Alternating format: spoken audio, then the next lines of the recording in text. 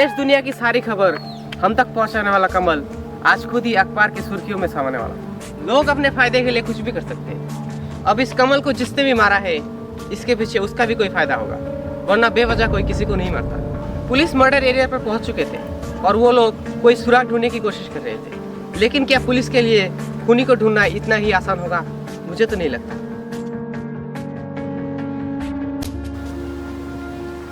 सौरभ, लाश को देखकर क्या लगता है खून कवर कैसे हुआ?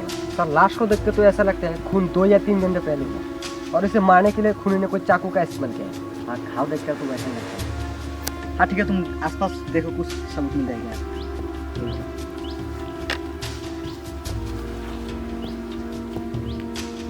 सर हाँ, ये चाकू मिला है, लगता है खून इसी से हुआ। हाँ शायद। हाँ सौरभ, तुम इसे फॉरेंसिक लैब लेके जाओ और देखो किसी का फिंगरप्रिंट मिल जाएगा। Okay sir. हाँ, और एक बात सौरभ, इस आदमी का पूरी डिटेल्स निकालो। Okay sir. इसका किसी के साथ उठना बैठना, दोस्त वगैरह, दुश्मन, किसी के साथ कोई लड़ाई झगड़ा और कुछ भी हुआ हो, सब डिटेल्स निकल के मुझे दो। ठीक है सर। हाँ सर वहाँ पर एक सीसीटीवी कैमरा है, क्यों ना हम उसे चेक कर लें, शायद खूनी के बारे में कुछ पता चले। नहीं सौरभ, अभी नहीं, अभी तो ये वीडियो शुरू हुआ है। धीरे धीरे हम इस केस की और गहराई तक जाएंगे। हाँ सौरभ, क्या पता चला? सर मैंने फॉरेंसिक लैब में सब कुछ चेक करवाया, लेकिन रिपोर्ट के मुताबिक चाकू में किसी का भी फिंगरप्रिंट नहीं मिला। लगता है खूनी बहुत चालाक है, कोई भी निशान नहीं है। और लाश के बारे में कुछ पता चला? जी सर। सर इसका नाम कमल है और ये लखनऊ का रहने वाला है और ये इकलौते बाप की नाजायज औलाद है। इकलौती बाप की नाजायज औलाद? फिर इसका बाप कौन है? ये तो इसके पिताजी से पूछना पड़ेगा। फिर इसका पिताजी कौन है? नाजायज औलाद की कोई पिताजी नहीं होता। सर वैसे आपका पिताजी का नाम क्या है? छोड़ यार, आज तक मुझे ही नहीं पता चला मेरे पिताजी कौन है। क्या सर, इसके मतलब आप भी? शट अप, आगे बढ़ो। सर वैसे इसका ज्यादातर लोगों से उठना बैठना नहीं है, हाँ। लेकिन लक्ष्मण नाम के एक आदमी के साथ हाल ही में झगड़ा हुआ और लक्ष्मण ने उसे जान से मारने की धमकी दी थी। क्या जान से मारने की धमकी? वही खुलिए सौरभ, जल्दी चलो।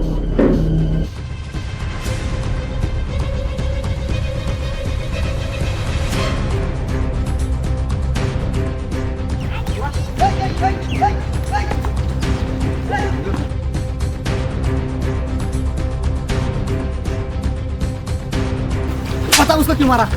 बता किसको? खून करता है साले। ले चल इसको। पुलिस ने शायद खूनी को पकड़ लिया था। हमारे देश के होनहार पुलिस कभी भी नाकामयाब नहीं हो सकती। अब चलिए देखते हैं खूनी के साथ आगे क्या सुलूक होता है। बता, तूने खून क्यों किया? बताइए तो सही, किसका खून? कमल का। और किसका? कमल? कमल को मैं क्यों मारूंगा? वो तो मेरा दोस्त था। दोस्तों को इतनी बेरहमी मारता है क्या? उसे मैं क्यों मारूंगा? उसके साथ तो मेरे पास एक छोटा सा झगड़ा हुआ था। छोटे से झगड़े के लिए तू अपना दोस्त को मार देगा? मेरे बात तो सुन ले। सर पानी तो ज्यादा गर्म नहीं था। Shut up. और बता, तू क्या बोलना चाहता है? कमल मेरा बहुत अच्छा दोस्त था। 3 महीने के लॉकडाउन के बाद जब मैं उससे मिलने गया तब। कैसा है भाई? तू कैसा है? मैं ठीक हूँ, तू कैसा है? मैं भी ठीक हूँ।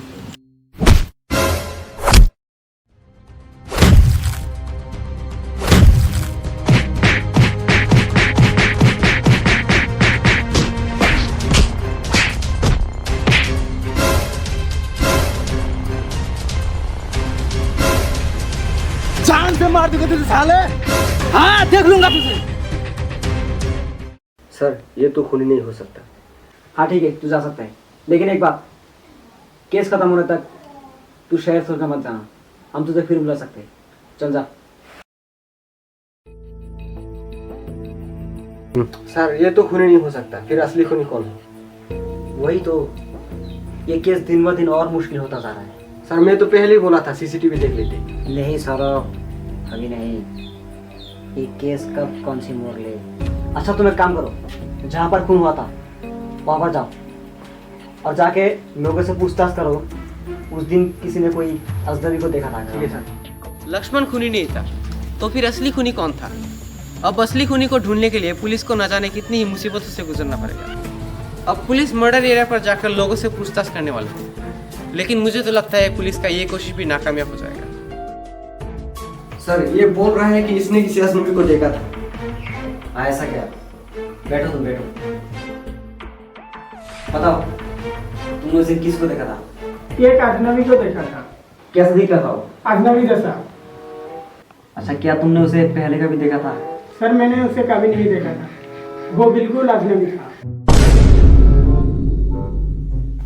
सौरभ तुम एक स्केच आर्टिस्ट को बुलाओ और उस अजनबी का एक स्केच बनवाओ।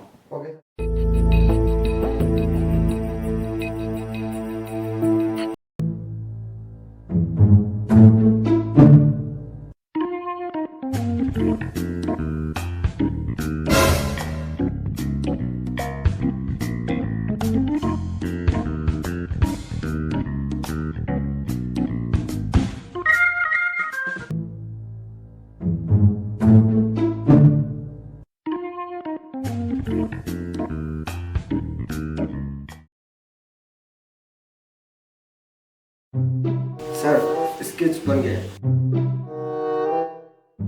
हाँ ये कैसे खून कर सकता है? मैंने तो कभी सोचा ही नहीं था ये खून करेगा।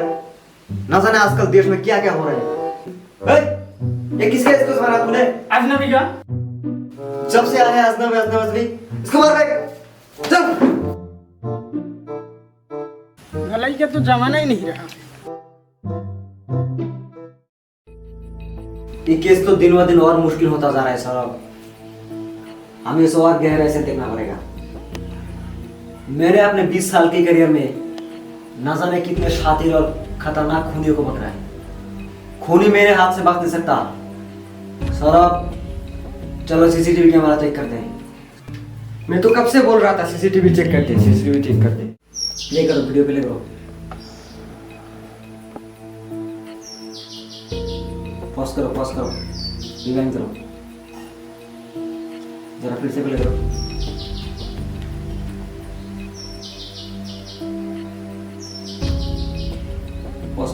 पॉज करो चेहरे पे।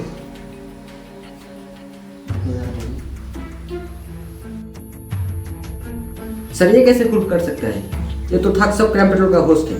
ये लोग बहुत अच्छा वीडियो बनाते हैं। मैंने 2-3 वीडियो देखा है इन लोगों का। हाँ मैंने भी देखा। तो सौरभ देर किस बात की? चलो इसे पकड़ते हैं।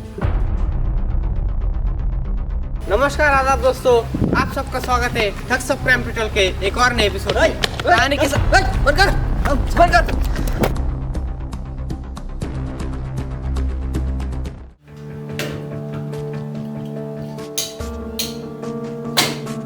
बता तूने खून क्यों किया? तो मेरा क्या करता? मेरे पास और कोई चारा नहीं था। आजकल देश में कोई खून ही नहीं करता। अगर खून नहीं होगा तो एपिसोड कैसे बनेगा, और अगर एपिसोड नहीं बनेगा तो मेरा शो कैसे चलेगा? इसलिए मैंने कमल को मार दिया। बात तो सही है। अगर क्राइम नहीं होगा तो शो कैसे चलेगा? लेकिन कानून को हाथ में लेने का किसी का भी हक नहीं। तूने कानून को हाथ में लेकर बहुत बड़ी गलती कर दी। अब जेल में जाके घिसना। सौरभ ले जा इसको।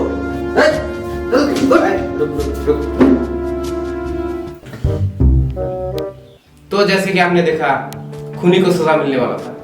खैर आप लोग सावधान रहे और सतर्क रहे और देखते रहे ठग्स ऑफ क्राइम पेट्रोल। नमस्कार।